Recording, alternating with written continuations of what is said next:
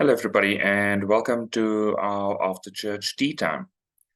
Today, we're going to be looking at the sermon shared by Alexandra and Lorenzo on the importance of building a daily routine in your spiritual journey to enable your success.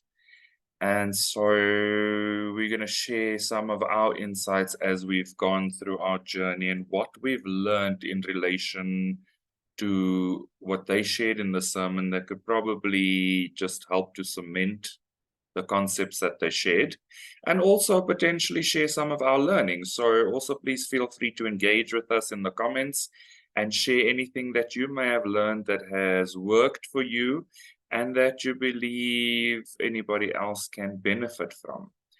So I think one of the things for me that personally stood out was the importance of actually just checking in with yourself in terms of your goals and the energy that you are expending in supporting your goals. And I think I've, over the last few weeks, I've just kind of found myself just reassessing all those things, like reassessing how I am engaging with life at the moment. Because at some point, it kind of just felt like more of the same. And so I kind of just needed to take stock. And so I feel like the sermon was perfectly timed in that one of the pieces that I found in healing this process was that I was actually avoiding myself in certain respects, which was quite a big realization and quite a profound realization to come to, but has helped me to realize why it is that sometimes I will start something and not complete it, or begrudgingly drag my feet along in the process. So I think it was perfectly timed that they shared the sermon just to bring it home again, but also just to share that piece of healing, because it was kind of interesting to discover that one in the sense of avoiding myself and truly naming my desires. So yeah, how do you guys feel about that? Has that come up for any of you yet? Yeah, I deeply resonate with that, especially the starting, the not finishing. And I always thought that this is just like a thing it's just what I do. I think there's a part of me that realized like, oh, I can heal this. I can actually make a change here and shift this. And that again required to really look at yourself and not avoid yourself. And for me, I think one of the fundamental things that I had to come back to is writing out the mirror exercise completely, like physically writing it out instead of trying to continuously just do it in my mind and my consciousness, which is mastering it. You'll eventually get to that place where you can do that. Um, but I really do find that it is so crucial to come to a place where you can write it out and you can kind of go back and look at some of your previous mirror exercise and see how much you have grown or learned in that space, and recognizing the pattern and rooting it out completely. So for me, that's been a big one, to be able to also kind of track my progress, kind of see what it is that God keeps continuously showing me in my present moment. And so that for sure is requiring not to avoid yourself and to be very present with yourself in each moment.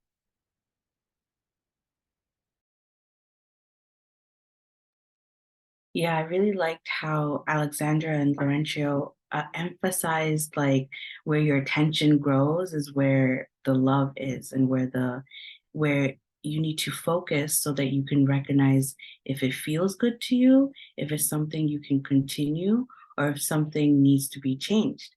And it was very compassionate because sometimes we're not ready to let go of that change.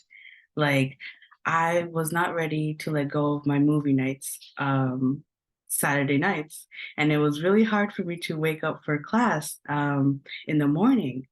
And that's something that after listening to Alexander and Laurentia, I was like, okay, I should really feel into that as to why I want my movie night so much. There's definitely something that like comes from like, you know, staying up late, watching a movie, having your snack.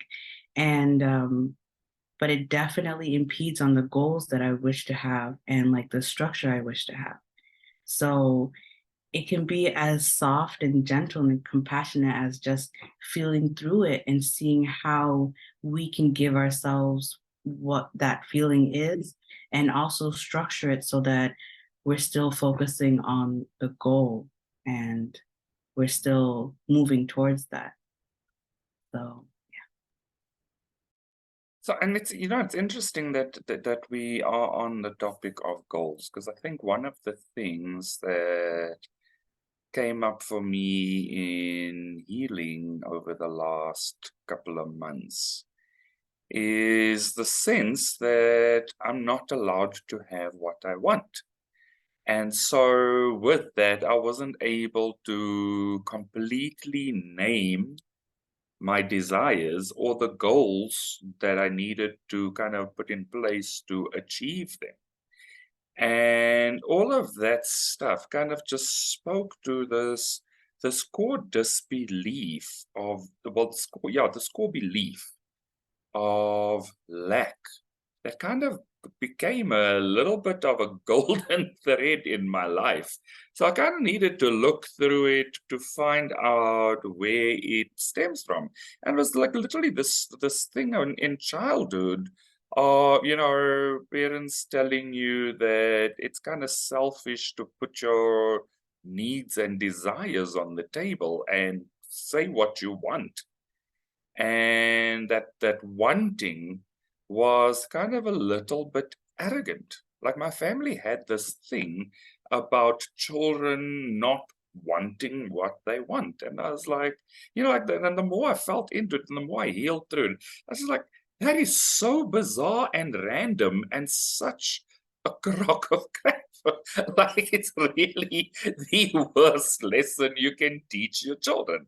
Like, yes, you know, there's a place for everything, but also to teach, to have internalized that lesson just through simple childhood things, like my mother couldn't do certain things for us. And so that I interpreted as I'm not allowed to want things myself. And I was like, it's so interesting how a child's mind interprets life and starts to interpret and incorporate those lessons and identify with those lessons.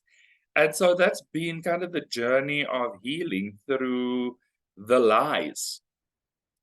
And again, I think it comes back to I think it comes back to one of Lorenzo and Alexandra's previous sermons around just identifying what the actual lie is so that you can find the truth in that space. So yeah, it's been definitely a few weeks of just kind of really going truly into those foundations and understanding what was actually forming those foundations. Because the fact of the matter is, even though it's a lie and even though it's an inadvertent lesson that a child interprets and starts to identify with, it still forms a level of a level of internal foundation that you kind of need to unpack in your healing so that you can really start to see where it is that you're actually taking from yourself by believing that rubbish. Because it was like literally the sense of, well, don't want it because you're not going to get it anyway, kind of stuff.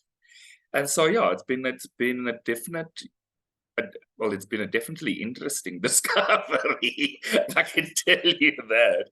And then when I actually did discover it, it was like, and I started healing through it, it was like, what the hell have I been doing? Like, what was that?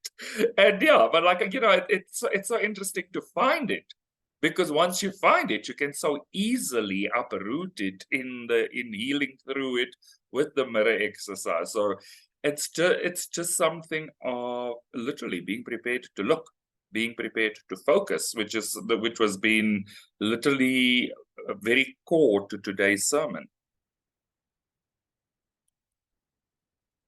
Yeah, Alex really touched on creating like a ritual throughout your day that required you to really sit with yourself. And for me, I was sitting with that, and I was like, okay, well, what would my ritual be? And what really felt good, along with, of course, watching the teachings, which I do about 2 to 3 times a week, but would be doing the meditation CD, the first like half hour of your day, and then the last like in 30 minutes of mirror exercise. So it's like a whole hour to yourself and to your union and to your foundation. And in truth, that's not a lot of time throughout a 24-hour period, but it does start to add up and cultivate. And it really does give you that opportunity throughout your day to touch base with you. And the more that you do this work, the more that you become very aware when something feels off or where you're not in your peace, and where there's a miscommunication or a misalignment.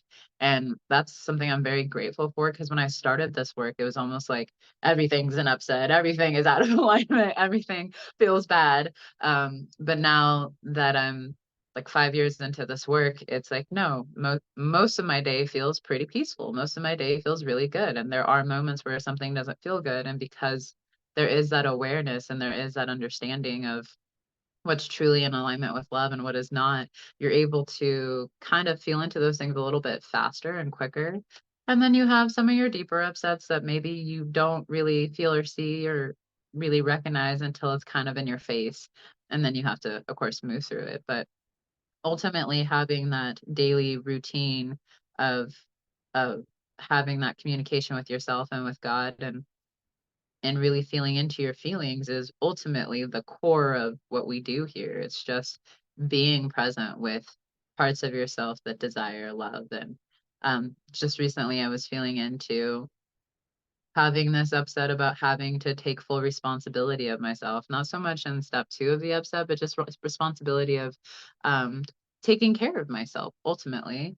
And when I truly allowed myself to move through it and feel into it, it was really stemming from this upset of like my parents feeling like it's a burden to take care of their children, and oh, we have to go to work for you to make sure that you have all these things, instead of seeing parenting as a privilege and an opportunity to guide God's children. It was more of like, this is a burden and now I have to do these things because you're here. And so I recognized that I had taken on that kind of belief and had to really uproot that, because it wasn't loving me. It wasn't providing in the way that I really desired to be provided for, but it required me to have to look at that. And then it also required to have forgiveness in that space, that that was the pattern that I picked up, or that was what my parents taught me, and having forgiveness and compassion towards them, but recognizing I don't have to continue that pattern if I don't desire to. And that's really the beauty of this work, is you have a choice. No one else makes that choice for you. You make it for yourself, and you choose to ultimately change your life in that way. And so that's really what I love about this, is that you have a choice every day to make your life better if that's what you desire and choose.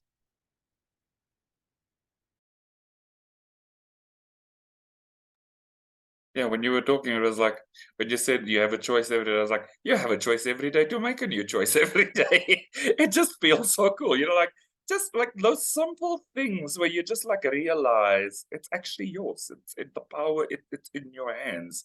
Like it's in your power to do these things with yourself and for yourself, and not be beholden to the pattern that was created or the upset that becomes surface. It just feels a lot more empowering. And it's kind of like this, the true sense of what power really is. It's not that exercise of power, but just personally feeling like I am capable of doing this. I have the capability. It's in my hands. I don't have to get permission or ask for permission or even believe that I need permission for these things. And it shifts the energy significantly away from that sense that there's almost this powerful thing outside of yourself that you have to access through other people, which is it for me it was a very profound shift. It's like, oh my God, like what was that before? Because all of a sudden when you realize this, like the shift is so significant that one, you feel like you've moved lifetimes because you've healed something that's been so embedded. But the other thing is that you also realize that you had it all along, which is even more profound than the actual feeling of shifting lifetimes.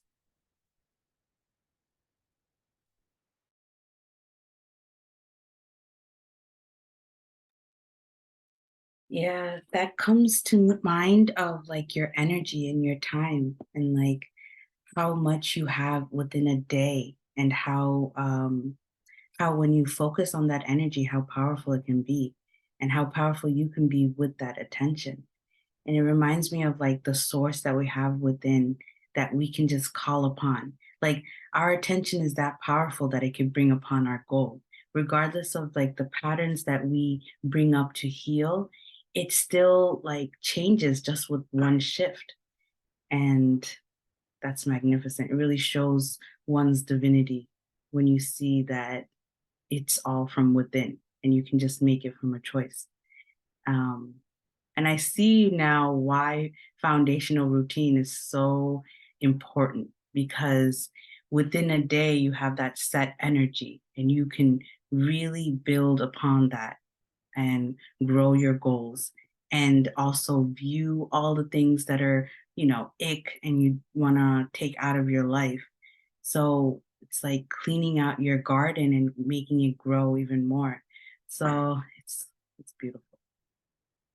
Yeah, it really requires you to uproot victimhood and not feeling like you're a victim to your circumstances.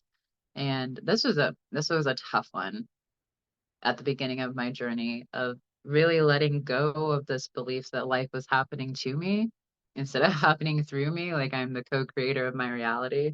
But once that started to click, it was like anything that didn't feel good or that I didn't like, I was just like, the only way this is going to change is if I change, and I have to go within and make a new choice here, and I need to change. And then there's the continuous of persisting and really allowing yourself to persevere through that challenge. I think that was something that I really loved about this sermon, was that they pretty much touched on all 8 keys of the harmonious union, and recognizing like how truly important it is to look at every single one of these 8 keys. It requires a deep foundation in each one of them. And I've had to really learn to even move through the mirror exercise in that space of, okay, like, am I trusting the process? Am I unconditionally loving myself here? Am I having compassion? Am I being completely honest in this space about my upset and what is coming up here? Am I respecting that this is my experience, or am I throwing a fit about it? Sometimes I throw a fit, it's fine. But it's like having to come to these realizations and really truly forgiving myself as I had made this choice, but honoring every key and making sure to move through it completely. And that's also been a big one that has brought me back to the fundamentals of this work, is loving myself completely through the entire process. And I think sometimes this was touched on class a little bit, of like where we'll get to this place of where we're almost there, and then we hit this big upset and we turn around and abandon. This is where the loving yourself completely really has to come into place, of completely moving through the upset and grounding into love, grounding into God, grounding into the truth. And so this work really inspires me because it's always helping you get to the truth. It's never whether you're right or wrong. It's like, I desire the truth here. And that's what this work really does, is help you reveal and bring to light the truth, and bring to light of who you truly are as a divine being and a child of God. And continuously working through the process is going to purify your consciousness and ultimately create your heaven on earth. But again, only you can do that. Like it's you paving the way for yourself, but as you pave the way for yourself, you're paving the way for others, and ultimately you are doing what God has called you to do. I like that you brought up the complete honesty with yourself, because I think we've gotten to the point where we tend to be honest with ourselves to the extent where we are comfortable to be honest with ourselves. And sometimes that honesty actually does require us to step into that space of discomfort. And the discomfort is not the thing that hurts us. The discomfort, avoiding the discomfort may be the thing that hurts us. And so I think a lot of what we've learned in terms of our healing is to be the observer of what's coming up, regardless of what's coming up. And that has been a big journey for me. And so, the reiteration that comes through the sermons all the time is of taking stock and sitting with yourself is quite important. And it might be that it might feel like we're belaboring it when we keep on sharing that, but it is important because that is literally the thing that's in front of you. You are what's in front of you. And in order to truly see yourself and truly feel yourself and truly heal yourself, you've got to be prepared to look. And so I think one of the biggest learnings for me is, as you said, Katisha, that sense of radical acceptance and compassion that I don't necessarily believe I was ever really taught in my life. But as I've healed and been part of this community and on this journey, I've actually learned to incorporate and accept that lesson that it's okay. Like when you say, oh yeah, sometimes I have a fit and I carry on. Exactly. Just the simplicity of saying it like that and owning it like that and it not being a thing is actually important. And it literally comes back to how would you treat somebody else who sat in front of you with that piece of information or that piece of realization? And literally put yourself in that seat. Put yourself in that seat of the person sitting in front of you.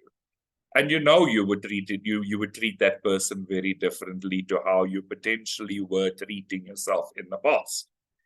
And even just mirroring it in that way shifts the perspective and settles the energy, because I know I wouldn't be as hard on somebody sitting in front of me saying, hey, X, Y, and Z, and this, I need your advice, or I kind of need you to sit with me, or whatever. I would treat them differently to how I would have in the past treated myself if I had come to that realization about myself about certain things. And I think, it's literally important to be, for me, it was very important to be aware of how I was actually engaging with myself. And then to put myself in that chair where I'm the person saying these things to myself and going, okay, let's deal with this more comfortably, more compassionately, more easily, more lovingly, which is something that has been a progressive learning process. And so I think one of the things that really stood out for me is that it's okay to learn and make the mistakes and be comfortable that they may come up again.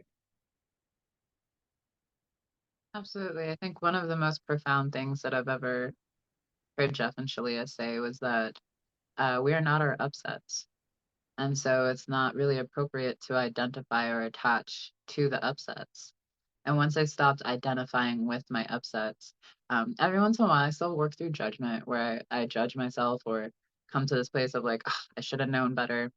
But then I've had to, again, accept myself and come to this place of unconditional love and recognize like it's just part of the growth process. And I always joked around like, I am not the fastest learner, but once I learn it, I learn it. And so then even that, I was like, I don't even like that saying. So I just started making a new choice. I was like, I'm a fast learner. I catch on easily. I get it. but it's having to not continue identifying with these patterns or these beliefs that we had taken on, and really creating something new, creating who we truly want to be and who we are called to be and what we desire at our core. And all of those desires, of course, come from God. And so when we really truly allow ourselves to be honest, like, is that where I'm at? No. Okay, well, what's keeping me from being there? Ultimately, it's just ourselves. It's just holding on to the belief, to the identity. And Jeff touched on this in Sedona, where he made the comment that, like, Ascension, you'll move through a lot of identity crisis. Like, you'll be having to release a lot of beliefs in your identity and moving through all these shifts. And it's very true. When I look back on when I started my journey, it's like I don't recognize that part of myself. I don't recognize a lot of those things that I used to do. What I do see is that it was all out of survival. It was all out of what I knew. And that required a lot of compassion and forgiveness, because I was doing things based off of what I knew. But now it's like, with this work, you know that you deserve more, you're worthy of more. It's just how you're created, and it's what God wants for you. And so, yeah, having that honesty is really key. I think it's also probably why it's the first one in the book, because it requires you to have to go into those uncomfortable places. And especially if you desire to be with your twin flame, I've experienced this quite a bit in the last few months of, like, honesty. They will require you to look in those places, and they will mirror things to you that requires you to truly and authentically be honest with yourself. And it's having to not attach to the belief or identify with the pattern and the upset. It's just respecting that that's what's coming up, and truly allowing yourself to fully move through it. And you'll only find love on the other side. I used to be hesitant of this. Anytime they're like, an upset, you'll just find love on the other side. And I'm just like, that sounds like bullshit. Like, I don't know. Like, there's just scariness on the other side. But once I truly allowed myself to move through the process, I was just like, oh my gosh, they're right. There's only ever love here. There's only ever more good here. And so it does encourage you to continue moving through whatever upsets come up, because there's only ever love and God on the other side. And that's what I love about the journey, because you could be going through ick and you could be like, this is it. This is what's gonna have me over. And it ends up being like the release is so relieving, and there's only love on the other side. And it was beautiful when you mentioned that Alexandra and Laurentia went through all of the stages of the twin flame journey, and how you have to build a foundation on each of them. So then you get to see how wholesome of a being you're becoming, because you're building the foundation of such strong, like, identities of, like, commitment, persistence, honesty. So it really is a beautiful journey to not just go through the ick, but on the other side, you see the changes that you get to experience. And ultimately, that's how you attract your true twin flame, is that commitment that she was talking about, like truly committing to yourselves in these fundamental ways. And I think that's where a lot of people like get really upset on the journey, myself included. It was like, why isn't my twin flame committing to me? And that's because we aren't committing to ourselves in some fundamental way that requires a solid foundation for your union to grow on. I think it says in the book, like, you can grow it on like cement, or you can try to do it on sand, build it on sand, but it will fall apart because it will be tested. And as you do come into union with your true twin flame, you will see the testing. And thank goodness you can't ruin your union, it truly is unbreakable. But there will be places where it will crumble, and it will be asked to be rebuilt on love and on a true foundation, so that it can be successful. Yeah, and I like that. I like that you've brought it back to the truth of your foundation, because I think a lot of the time is we've been on the journey for a while. I've been involved in the community since 2017, and probably really only focused from about 2019. But the fact of it is that you kind of really do need to understand how profound and how profoundly important your foundation actually is. And I feel like every time I find something, I just realize why I needed to find it before I could do the next thing. Because it really does shift the shakiness every time I remake a part of the foundation in love and in stability, as opposed to avoiding it. And so, I think it's very important for us to just remember how important that foundation is and why we take the time to really clean it up, because it is going to be something eternal. It's going to be something that you take with you forever. And so if forever is the goal, the work does not feel that complicated any longer. Yeah, it is. It's ultimately like recognizing that it's you raising your vibration. It's like anytime you do the mirror exercise, you're clearing out this debris or this old energy that no longer serves where you're headed.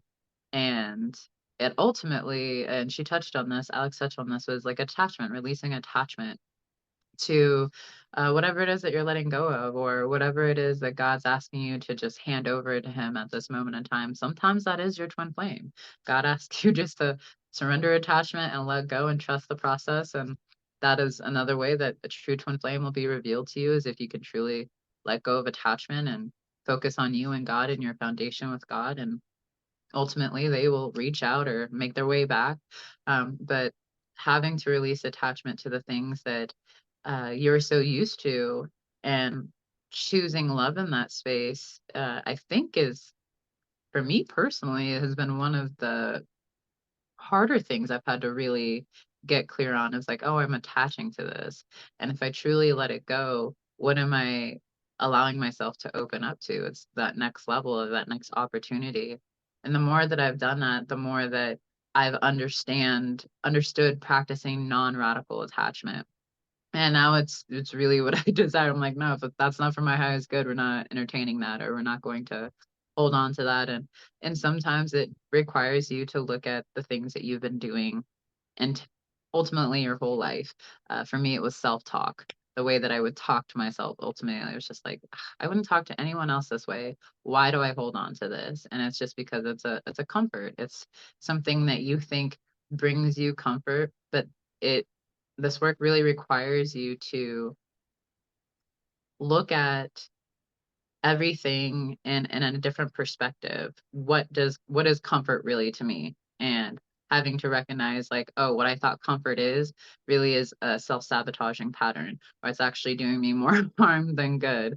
And having to re teach myself of what actual comfort is, or responsibility. That was the big one for me.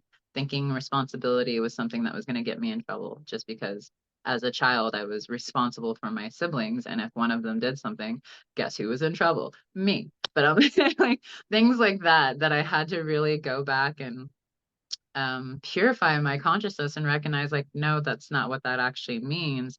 That's just the meaning I had given it growing up. So yeah, having to really be honest with yourself and not attached to what you think you know, and really being open to relearning and seeing it from a divine point of view, and taking on that, because you are divine, you are a divine being.